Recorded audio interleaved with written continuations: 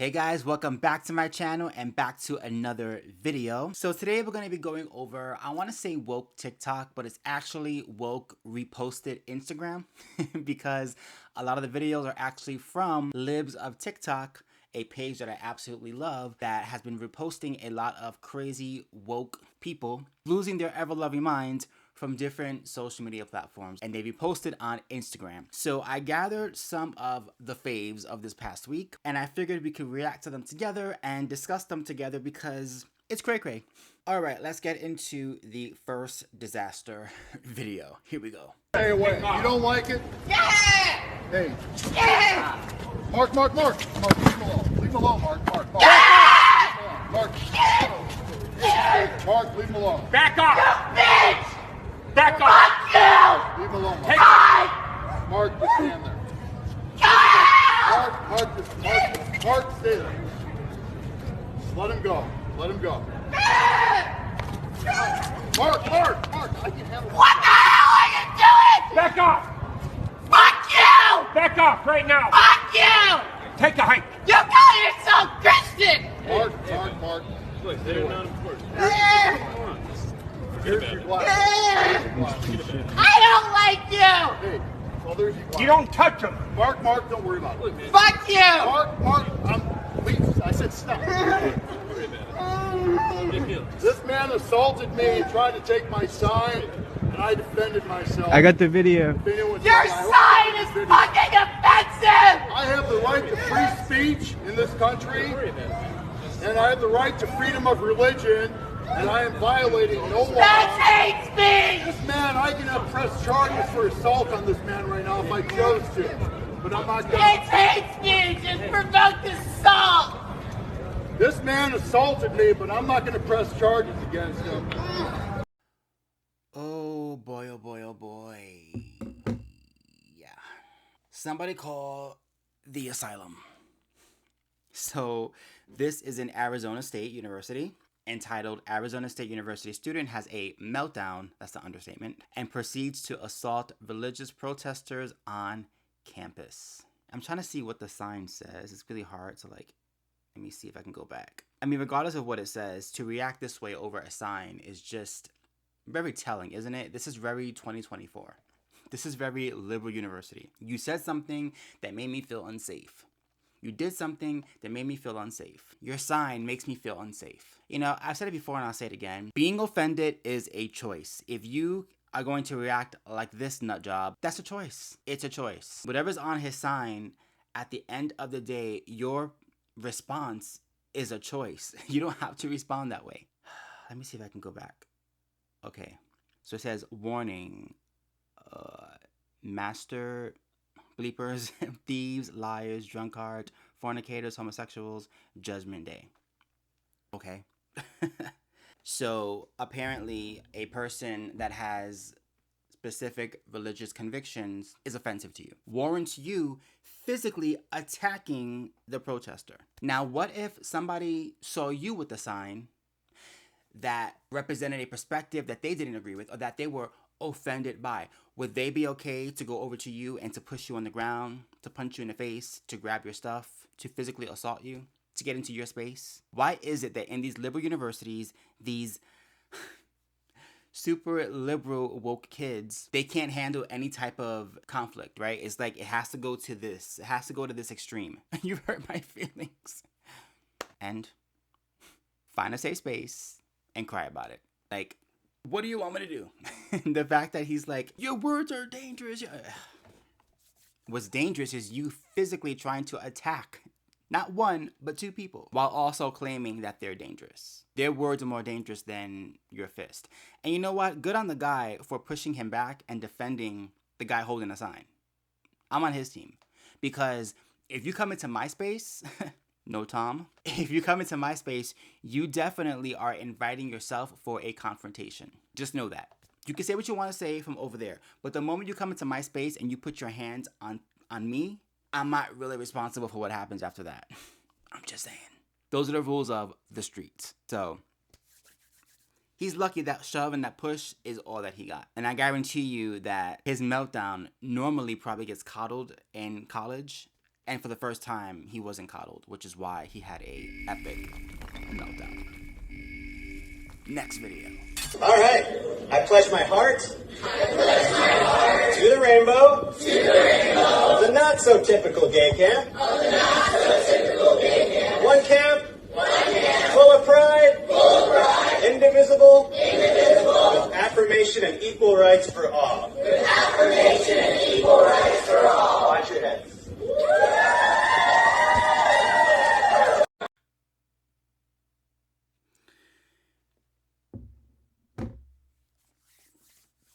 Because that's not awkward or cringe. Alrighty then. So this is Democrat Pete Buttigieg's husband telling kids to pledge allegiance to the LGBTQ flag. Now, I've already done videos and shorts about my take on the whole LGBTQ pride flags that are flown everywhere throughout schools and how I think it's inappropriate. I don't think that one's sexuality or one's sexual preferences have any place in schools or to be talked about with kids, with underage children. Why? Like, my issue with the whole pride movement is your entire identity is wrapped up in your sexual preference. And I'm sorry, but I think one's sexual preference is like the smallest part of who they are. Like, there's so much more to a person, to people, to who you are, than who you prefer to sleep with, who's laying next to you in the bed, who you have a crush on. Like, what do those things have to do with the totality of a person? Nothing. But according to the left, identity politics is everything, and homosexuality has to be at the forefront along with race and gender, or no gender at all. It's cringe. I'm sorry, but it's cringe. Why do you need to literally wear your sexuality as a costume everywhere you go? I mean, if you look at some of these people, they walk around with the rainbow glasses, the rainbow hair, rainbow clothes, rainbow pins, the flags. It's like, it's overkill. We get it. And I find it interesting, too, that he's doing what appears to be a pledge, like you would hear to a country's flag, right? Like, our Pledge of Allegiance sounds very similar to what he was saying. So the fact that they're sort of switching the words around and, in a way, mimicking the actual Pledge of Allegiance in order to coincide with the pledge of the LGBTQ flag, it's just weird. It's giving weird energy. How about just let kids be kids? Why is there such thing as a rainbow camp? And maybe it's just me. Maybe I'm just too over this nonsense. But I don't understand why everything has to be labeled into different categories. Like, oh, he's a gay cook. Okay, so tell me, what does his gayness have to do with his cooking? Curious. Just curious. Absolutely nothing. But when it comes to the left, identity politics and having that badge over whatever profession you are is so important, which is why you have teachers that now need to tell their kids what their sexual preference is before they teach a class. It just makes no sense to me. Cue the Twilight Zone music.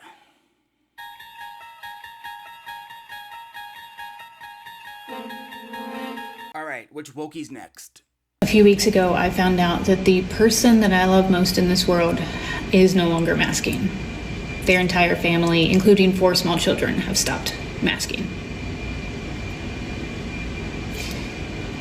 And yesterday I texted her and I said, hey, I can't get past the fact that you all are no longer masking. Like, with everything that's happening in the world right now, with COVID, with RSV, with measles, with everything that's coming back, not masking is wild behavior to me. Like, community care is important to me. I need to know that the people in my life care about their health and the health of the people around them.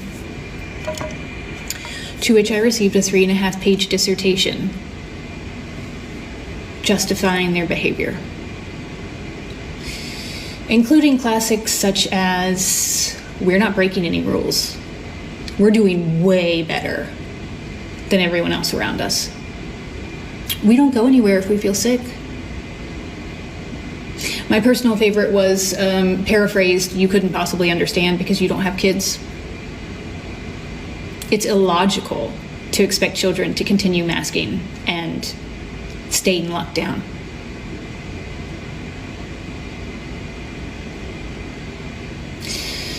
So I responded and I said, as I already stated, it's your choice to make. I'm sure you will do everything you can to keep your family safe. The best thing for me right now is to take a step away from this relationship. I love you all, but I have to take care of myself first and foremost. I hope you understand. And she said, sure, I can't force you to stay. And I'm telling you this because I know I'm not the only one out here who is struggling with people in their lives that they care about very much that are no longer taking mitigation efforts. I can't have people in my life that make me feel unsafe. And they live on the other coast. But that's not the point. The point is, if I had the option to be around them right now, I couldn't because I wouldn't feel safe. And that means something to me. Wow. Wow. I think what stood out to me the most in that whole crazy whatever that was is the fact that she concedes that these friends of hers live on a different coast. So you're afraid to hang out with your friends because you're not masking and they could be having all types of diseases and you don't feel safe with them and they're being irresponsible. And you felt the need to text them to tell them how horrible they are for not wearing masks and for allowing their children to be children. And they live on a different coast. So pretty much, you're not even going to see them. The chances of you running into them are slim to none, but you still felt the need. You still felt the need to write them a text telling them that their choices, that their personal life choices for their family doesn't sit well with you. I got to give the friend or the ex-friend credit because I would not have written a 4-page anything in response. I would have said, deuces, and that would have been my response. And I'm not sure when this video was made because she does mention the person replying and saying that we're doing what we can, despite lockdowns. And obviously we're no longer in lockdowns. So I don't know if this was right around the 2020 era when all that was going on, or if this is current day and she still has issues with this person. Because there are people that still mask, believe it or not. There are still people in this country that will not leave their homes without masking and look at you like you're crazy if you don't mask. So I'm not sure because the caption from Libs of TikTok states this person cut off contact with people very close to her because they stopped masking in 2024. No words. I'm going to assume that it is this year and I'm just going to say, madam, see a therapist. I couldn't imagine somebody writing me and being like, I saw you at the grocery store the other day and you didn't have a mask on. How dare you? That person would be blocked in 2.5 seconds. So again, she's lucky that she even got a response because Petty Chucky over here probably would have just been like, deuces. Because if my existence is so offensive to you and makes you feel unsafe, then let me help you. Block.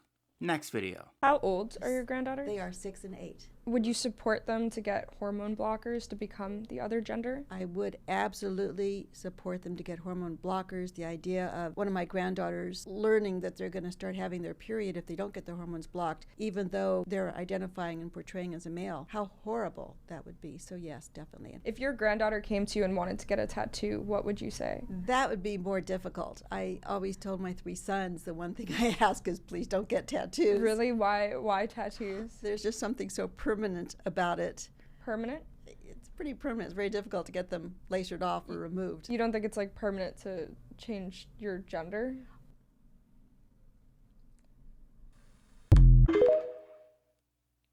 Wow.